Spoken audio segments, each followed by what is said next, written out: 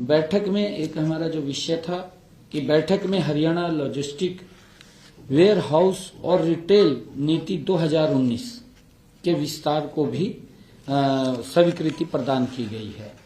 और ये विस्तार तब तक किया गया जब तक हमारी नई पॉलिसी, जो पॉलिसी बन रही है, जब तक वो नई पॉलिसी बन करके नहीं आ जाती, जल्दी ही वो नई पॉलिसी आएगी।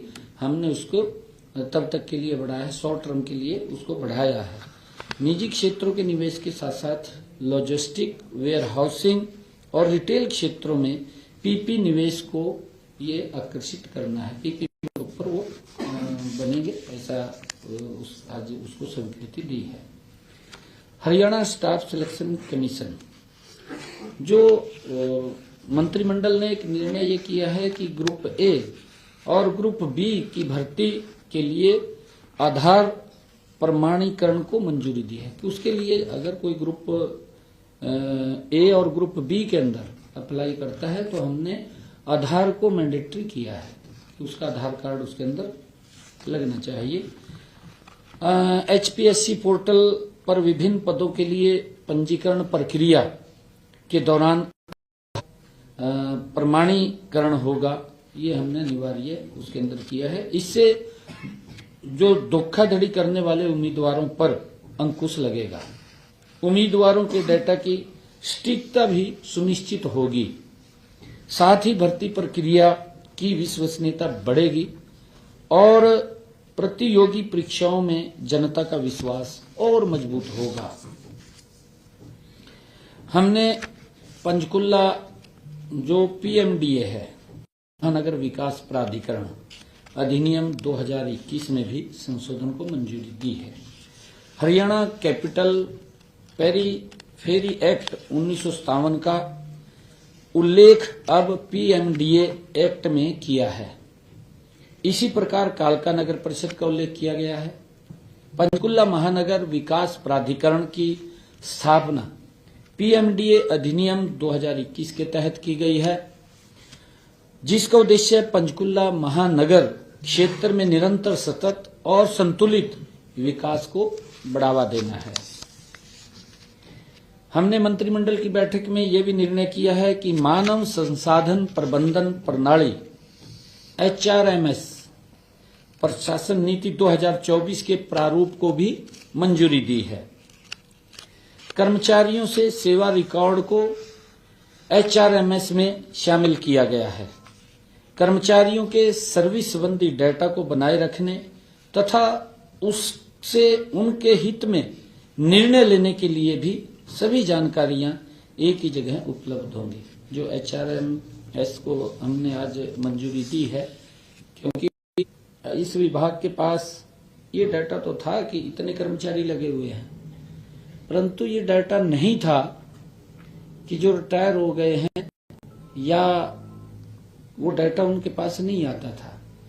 क्योंकि अब ये जानकारी भी इसके पास आएगी और एचआरएमएस के माध्यम से ही किस विभाग में कितनी पोस्ट खाली हैं उसकी सिलेक्शन की, चाहे एचपीएससी को भेजना है और चाहे एचएसएससी को भेजना है, तो इसके माध्यम से उसको भेजने का काम करेंगे। आज उसको भी और आगे बढ़ाने का वो निर्णय किया गया, उसको बढ़ाने का काम किया गया है।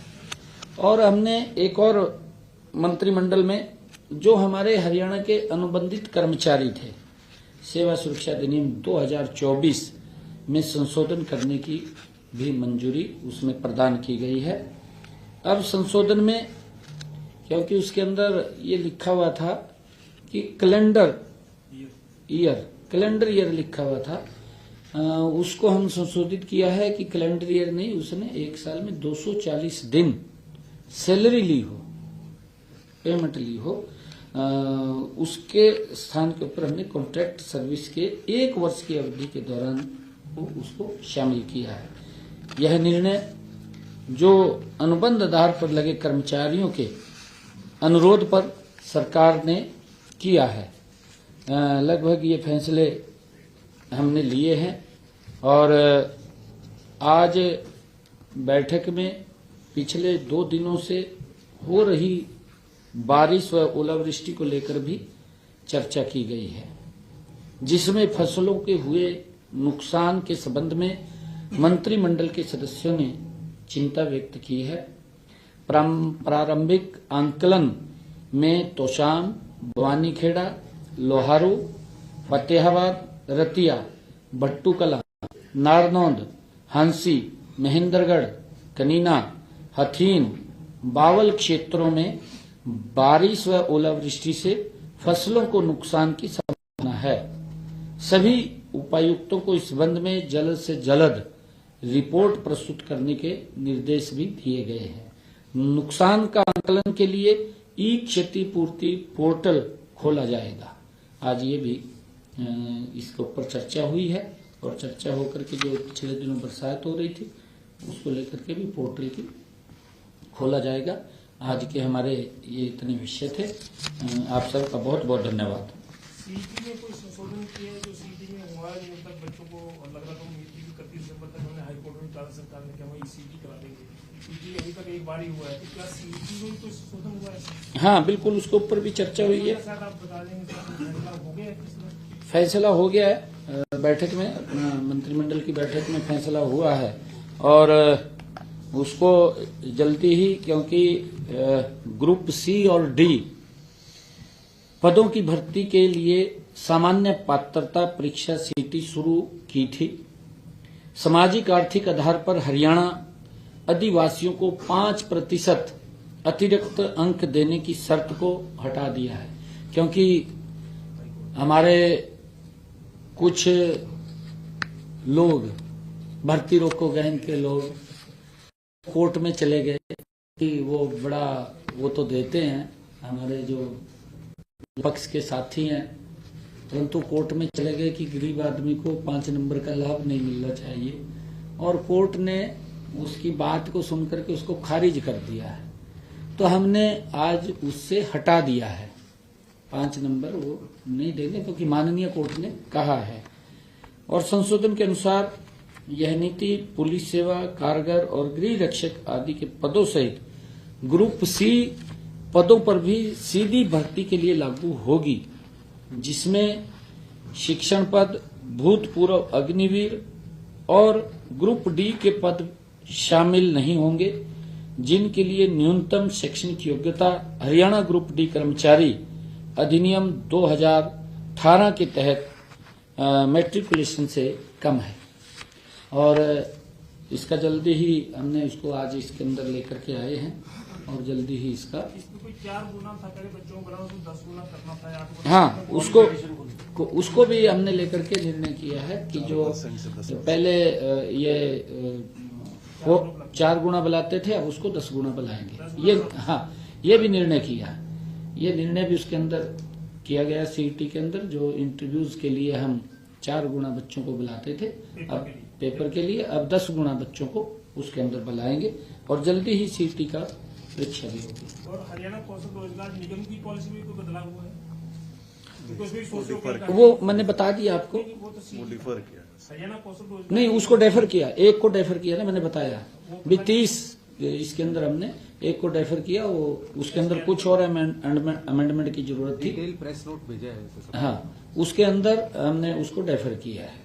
मुख्यमंत्री जी, आपने जो नुकसान हुआ है बारिश और ओलावृष्टि से, उसकी डेडलाइन भी रखी गई है कि कब तक रिपोर्ट जो है वो सबमिट करेंगे? वो जिस दिन इसका ये हमारा ई क्षतिपूर्ति पोर्टल खुलेगा तो उसकी डेट भी आ जाएगी तुरंत।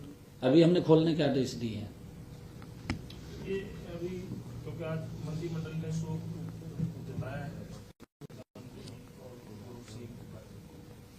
अभी क्योंकि शोक प्रस्ताव वैसे 7 दिन का शोक है, अभी हरियाणा में तो कोई ऐसी योजना या उनके प्रधानमंत्री को कोई देश की नहीं है, तो हरियाणा में तो कोई ऐसी उनके नाम पे या कोई और नामकरण करना कुछ किसी प्रोजेक्ट का, किसी भवन का, ऐसा तो कोई विचार में नहीं है। आपको बताएंगे बाद में, अगर कुछ करना होगा तो नहीं आपकी जिज्ञासा है, आपको बताएंगे बाद में। मुख्यमंत्री जी, शिक्षा विभाग के अंदर जिस तरीके से जो आरोही मॉडल स्कूल के कर्मचारी हैं उनको बीते 3 महीनों से वेतन जो है वो नहीं मिला है, उसको लेकर वो लगातार पत्राचार कर रहे हैं, लेकिन उनकी कोई सुनवाई जो है वो नहीं हुई। नहीं, वो देखिए ऐसा कहीं उसके ऊपर अगर उनका कोई ऐसा समस्या है वो अधिकारियों को बोल करके उसको पूरा करवाएंगे। Thank you.